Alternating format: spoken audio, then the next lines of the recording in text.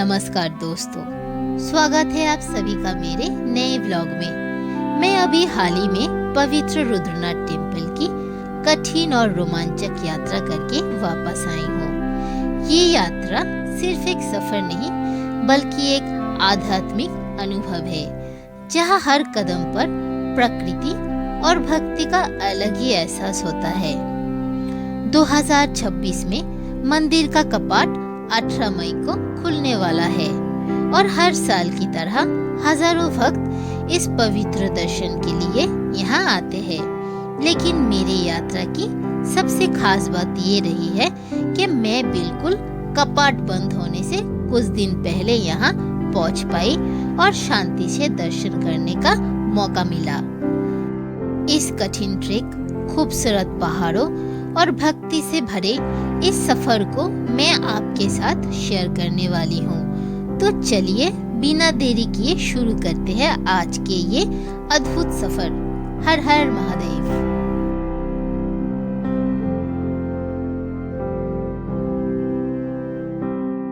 पश्चिम बंगाल में दुर्गा पूजा की इम्पोर्टेंस कितनी ज्यादा है ये बताने की शायद जरूरत नहीं है।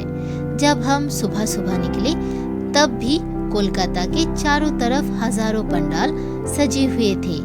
पंडाल और कोलकाता की भीड़ भाड़ भरी सड़कों को पीछे छोड़ते हुए हम धीरे धीरे बढ़ते हुए पहुंचे कोलकाता स्टेशन की तरफ।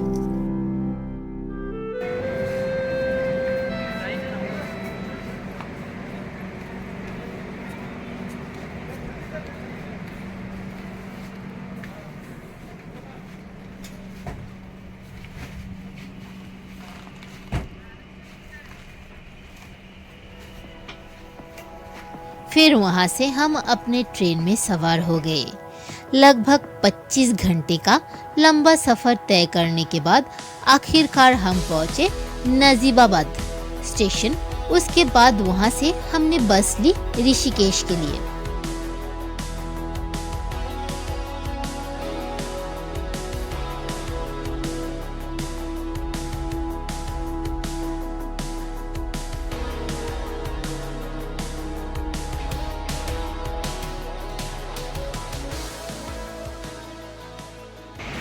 नमस्ते दोस्तों, आप सभी का स्वागत है वी ट्रैवल के इस न्यू ब्लॉग में। तो कल हम लोग कोलकाता से हमारा जो इस बार का डेस्टिनेशन है उसके लिए हम निकले थे।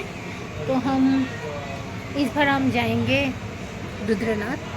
तो इसके लिए हम पहले रुद्रप्रयाग पहुंचना चाहते थे। तो कल हम लोग कोलकाता से निकले थे और आज हम रुद्रप्रयाग आए हैं।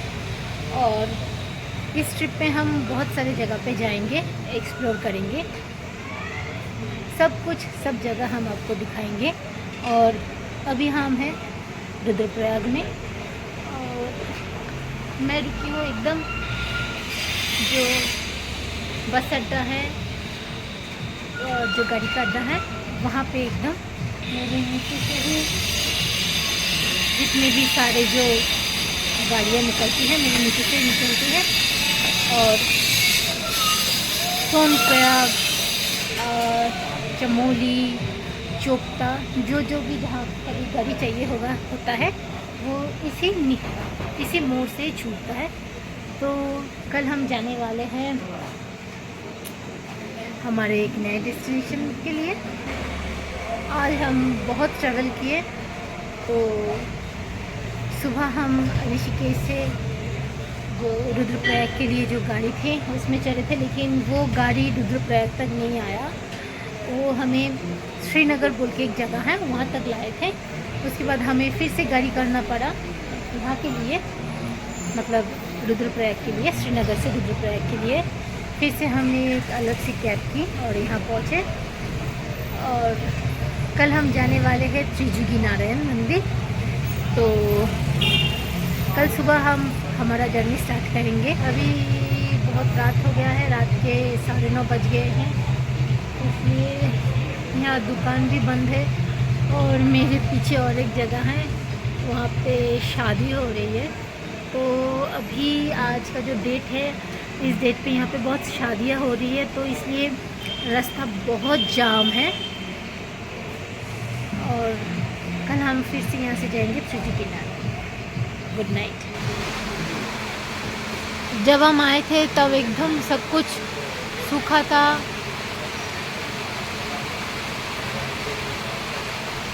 लेकिन अब 10 बजने को है, अभी बहुत बारिश शुरू हुई है।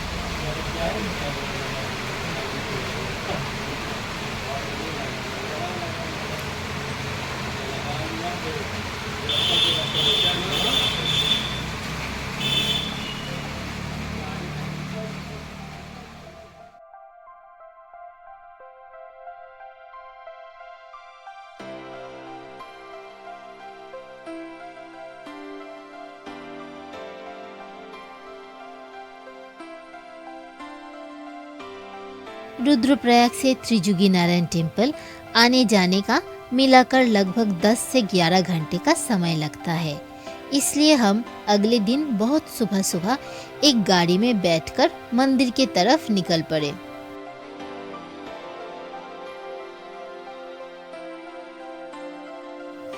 त्रिजुगीनारायण टेम्पल पहुंचने के लिए सबसे पहले पहुंचना होता है सोनप्रयाग।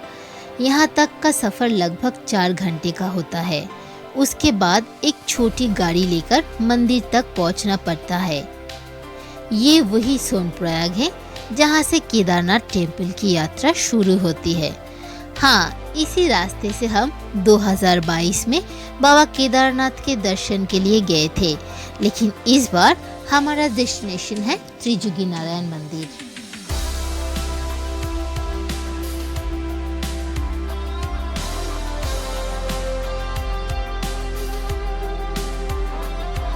रास्ते की खूबसूरती का क्या ही कहना।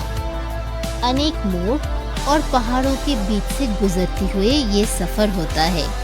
एक तरफ गहरी खाई, जंगल और पहाड़ों का दृश्य, और दूसरी तरफ कभी कभी नजर आता है वहाँ के लोगों की रोजमर्रा की जिंदगी।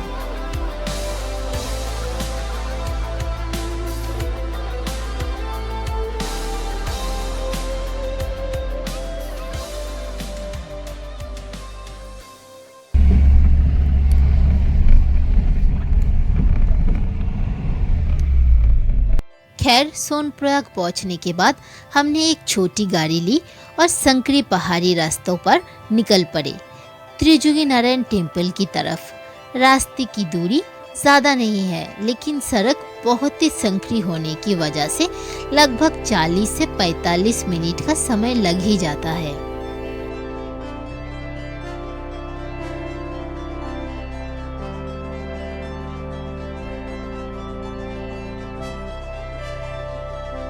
त्रिजुगीनारायण टेम्पल उत्तराखंड के एक बहुत ही पवित्र और प्राचीन मंदिर है जो रुद्रप्रयाग डिस्ट्रिक्ट में स्थित है। माना जाता है कि ये वही स्थल है जहाँ भगवान शिव और माता पार्वती का विवाह हुआ था और भगवान विष्णु ने इस विवाह का साक्षी बनकर कन्यादान किया था।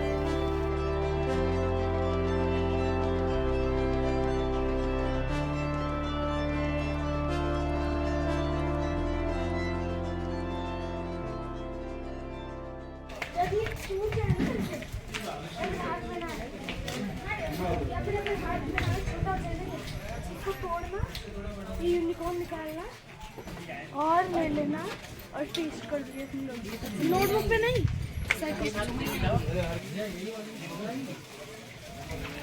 आज हम आए हैं त्रिजुगीनारायण मंदिर और इस दुकान के बाद आता है ये है त्रिजुगीनारायण मंदिर।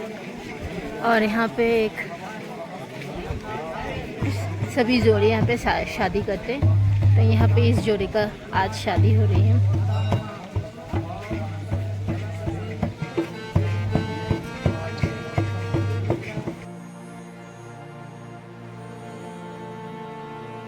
त्रिजुगीनारायण टेम्पल के इतिहास और इसका संबंध हिंदू माइथोलॉजी से बहुत गहरा माना जाता है।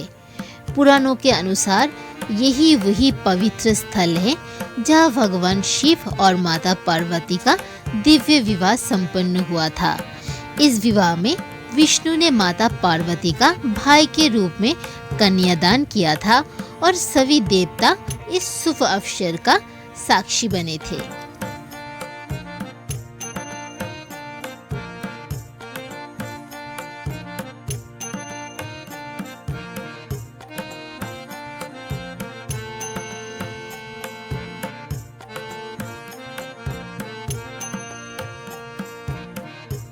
कहा जाता है कि इस विवाह के दौरान जो यज्ञ अग्नि प्रज्वलित की गई थी वही आज भी मंदिर में अखंड ध्वनि के रूप में निरंतर जल रही है। इसलिए इस स्थल को त्रियुगी कहा जाता है, अर्थात 3 युगों सत्य, त्रेता और द्वापर से भी अधिक प्राचीन माना जाता है।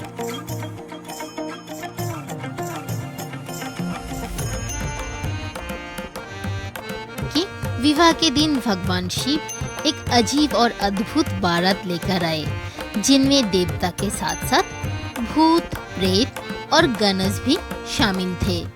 उनके रूप देखकर सभी चकित रह गए, लेकिन माता पार्वती के प्रेम में कोई बदलाव नहीं आया। ये सिर्फ एक कहानी नहीं, बल्कि प्रेम, श्रद्धा और समर्पण का सबसे बड़ा उदाहरण है, जो हर युग में लोगों को प्रेरणा देता रहा है।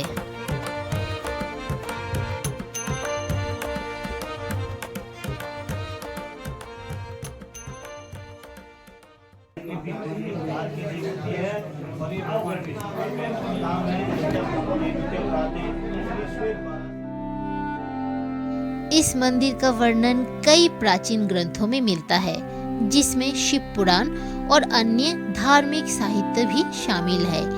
यहाँ के पास ब्रह्म कुंड, विष्णु कुंड और रुद्र कुंड जैसे पवित्र कुंड भी है, जिनका संबंध विवाह के विभिन्न रिवाजों से जोड़ा जाता है। त्रिजुगी नारायण टेम्पल के दर्शन सच में एक बहुत ही अद्भुत अनुभव था। दर्शन के बाद हमने थोड़ा सा भोजन किया और फिर निकल पड़े सोनप्रयाग की तरफ। लेकिन इस बार हमने सोचा कि वापस का सफर थोड़ा अलग तरीके से किया जाए। चाहे तो सीधा सोनप्रयाग से रुद्रप्रयाग लौट सकते थे, लेकिन हमने डिसाइड किया कि रास्ते में उत्तराखंड के एक और पवित्र शहर गुप्तकाशी को देखते हुए वापस जाएंगे। इसलिए त्रिजुगी नारायण मंदिर से गाड़ी लेकर हम पहले सोनप्रयाग पहुंचे। रास्ते की खूबसूरती सच में लाजवाब और अनोखी थी। काफी देर तक गाड़ी का सफर करने के बाद आखिरकार हम सोनप्रयाग पहुंच गए। अब बारी थी सोनप्रयाग से गुप्तकाशी जाने की, तो वहां पहुंचकर हम एक शेयरिंग गाड़ी में बैठ गए और निकल पड़े पवित्र शहर गुप्तकाशी की तरफ।